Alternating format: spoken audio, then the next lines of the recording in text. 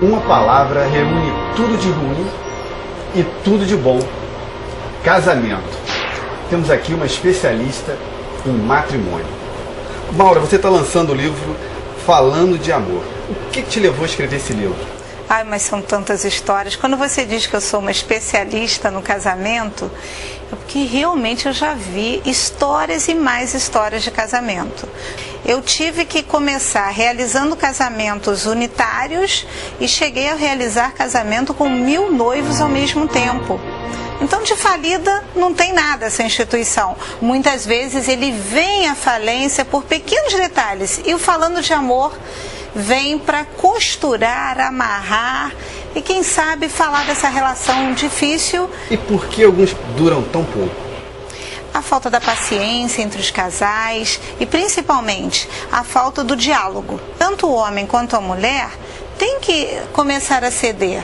A história da personalidade continua, mas você passa a desejar ver o outro feliz. E quando isso acontece de ambas as partes, ambos estarão preocupados com a felicidade do outro. Para facilitar o entendimento, você inclusive escreveu capítulos, contando essas dificuldades do casamento e como superá-las. São vários debates, e debates reais, de pessoas reais. Nós falamos sobre o ciúme, nós falamos sobre o futebol do domingo, qual a esposa que não se perturba com o marido saindo no domingo com os amigos, estendendo o futebol com a cervejinha no final da tarde, que numa relação é possível negociar. Pois afinal de contas nós negociamos a vida inteira. Se o marido quer tanto o futebol, mas ele não deseja, por exemplo, que a esposa faça uma aula de dança, então é a hora de negociar. No seu caso, você negociou muito? Quantas vezes você casou?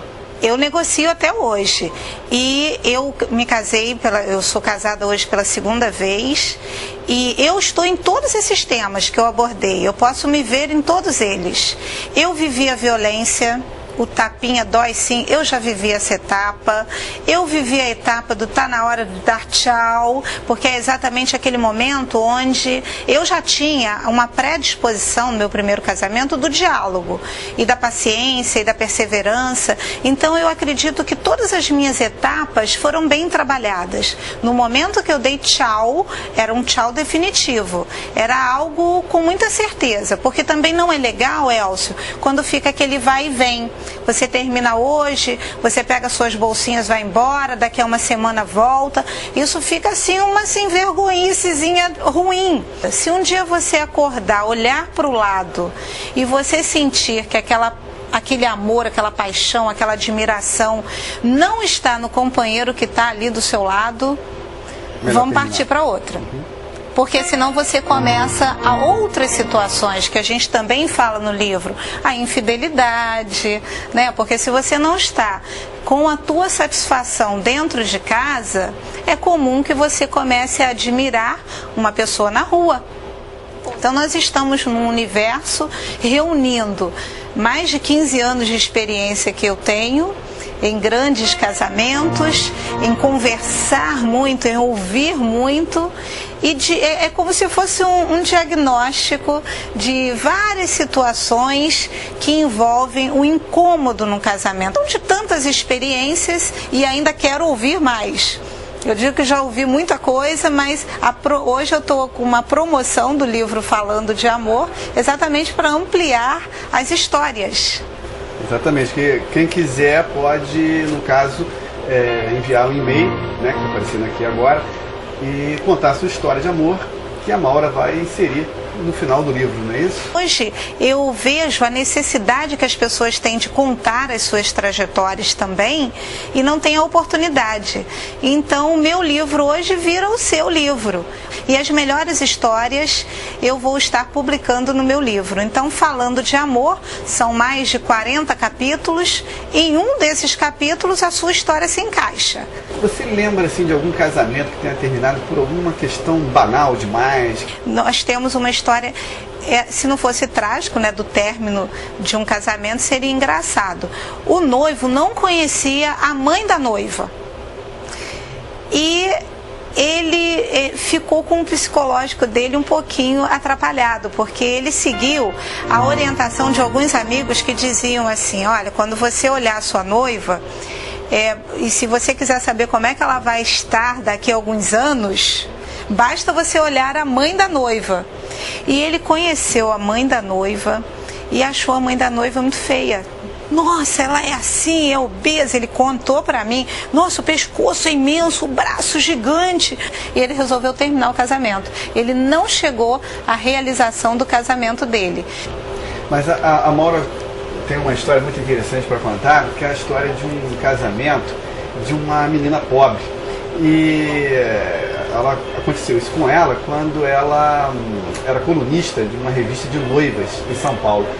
Eu era uma colunista social, tinha uma empresa de eventos onde eu organizava casamentos elitizados. Ou seja, eu trabalhava com um patamar financeiro A, ou talvez um AA. E nesses casamentos que eu realizava, eu não via muito a pincelada do amor verdadeiro naqueles casais. Apesar de construir eventos faraônicos, maravilhosos, que o dinheiro podia comprar, eu recebo nesse intervalo uma carta de uma pessoa de uma comunidade carente. Ela já era noiva há 5 anos, virgem, pois o sonho era casar virgem e construir a vidinha, mesmo que simplória, ao lado do homem quem ela era apaixonada. E ela me manda, sabendo que eu era uma pessoa que realizava casamentos muito ricos, ela me manda uma carta pedindo um vestido usado, um vestido de noiva usado. Sem que ela soubesse, eu vou atrás desse endereço dela. E eu entro então numa comunidade muito carente, vejo a carência dessa noiva, então eu fiz uma surpresa para ela. Eu não dei um vestido usado, eu fiz um vestido de noiva dos sonhos dela, dos moldes do sonho que ela jamais conseguiria realizar. Ela teve um casamento regado a salmão e caviar. Ali eu encontro o amor verdadeiro, porque aquela união daquele noivo, a luta, eles juntavam dinheiro para poder fazer o casamento civil. Curioso é que você conta também algumas histórias de casais da alta sociedade paulista que, na verdade, tinham tudo: dinheiro, condições, casas espetaculares, só não tinha amor, né? Eu realizei eventos lindos, maravilhosos. Qualquer pessoa que assistisse a esse casamento ia imaginar que ele estivesse envolvido em muito amor, em muita magia, mas na verdade ele estava envolvido em contratos pré-nupciais, onde aquela noiva ficaria durante 1 ano ou 2 anos ao lado daquele noivo, dormiriam não só em camas separadas, como em quartos separados, um no primeiro andar de uma grande mansão, outro no segundo andar.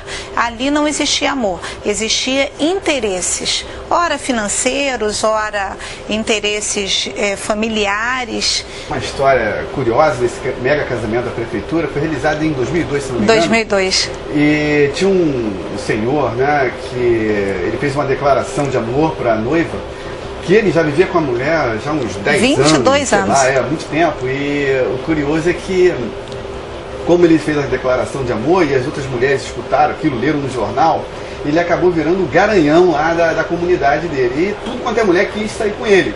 E ele, a fama foi muito grande, ele não conseguiu resistir, começou a pular cerca. E aí o que aconteceu? A apaixonada, que acabou casando naquele mega casamento, ficou feliz da vida, em poucos dias depois ela teve essa desilusão, ficou sem o marido.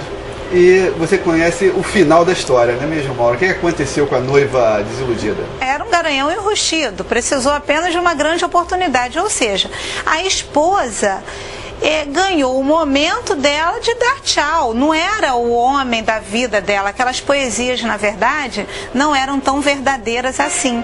E hoje esta noiva encontrou o príncipe verdadeiro da vida dela, que não vai sair por aí falando poesias falsas. E isso é muito gostoso também de entender, porque depois de um relacionamento de 22 anos, essa mulher poderia ter ficado doente desse amor desiludido. Imagina você numa ilha paradisíaca, na Polinésia, com a pessoa que você ama. Maura, quem você levaria para essa ilha e que música estaria tocando no melhor momento? Eu não tenho dúvida de quem estaria na ilha da Polinésia comigo, que é o meu marido o meu admirado todos os dias, porque eu sou apaixonada por ele todos os dias, que é o Robson Lobo. E a nossa música seria uma música do Frejá. Por um amor que seja bom pra mim, vou procurar, eu vou até o fim. Eu procuro um amor que ainda não encontrei, diferente de todos que amei.